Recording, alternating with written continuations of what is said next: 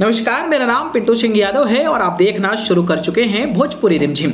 दोस्तों, भोजपुरी इंडस्ट्री में कई सारे ऐसे कलाकार हैं जो सांसद बन चुके हैं। जैसे अगर मैं मनोज तिवारी की बात करता हूं तो फिलहाल दिल्ली की एक लोकसभा सीट से सांसद हैं।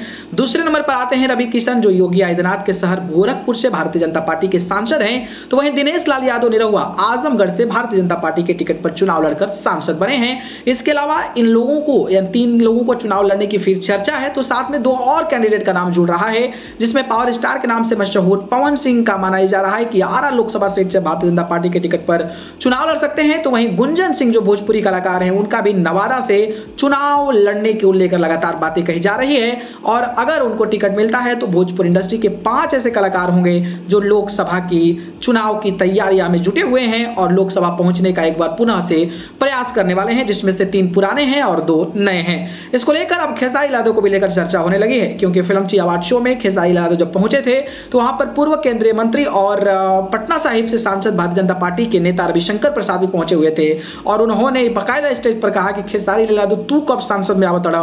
तो इस तरीके का बयान देना एक पॉलिटिकल नेता, इतना बड़ा केंद्रीय मंत्री के तौर पर, वो कहीं ना कहीं एक खेसारी लाल यादव के लिए अपॉर्चुनिटी खोल दिया है कि भैया खेसारी यादव को चुनाव लड़ना चाहिए। हालांकि इसको लेकर जब खेसारी यादव से सवाल पूछा गया कि क्या वो छपरा से चुनाव लड़ेंगे, तो उन्होंने इस पर कहा कि हमें जो है किसी भी पार्टी से अभी चुनाव नहीं लड़ना है, अभी हमारे अपने करियर को देखना है। और ऐसा नहीं है कि आप एक राजनीतिक व्यक्ति बनकर ही लोगों की सेवा कर सकते हैं, ऐसा नहीं है। मेरे पास जितनी कैपेसिटी है, मेरे पास जितनी ऊर्जा है, मेरे पास जितनी क्षमता है, उसके अनुसार मैं आज लोगों की सेवा करता हूं, लोगों की मदद करता हूं। कई सारे बच्चों को गोद भी लिया हूं, जिसका पढ़ाई का खर्चा भी उठाता हूं।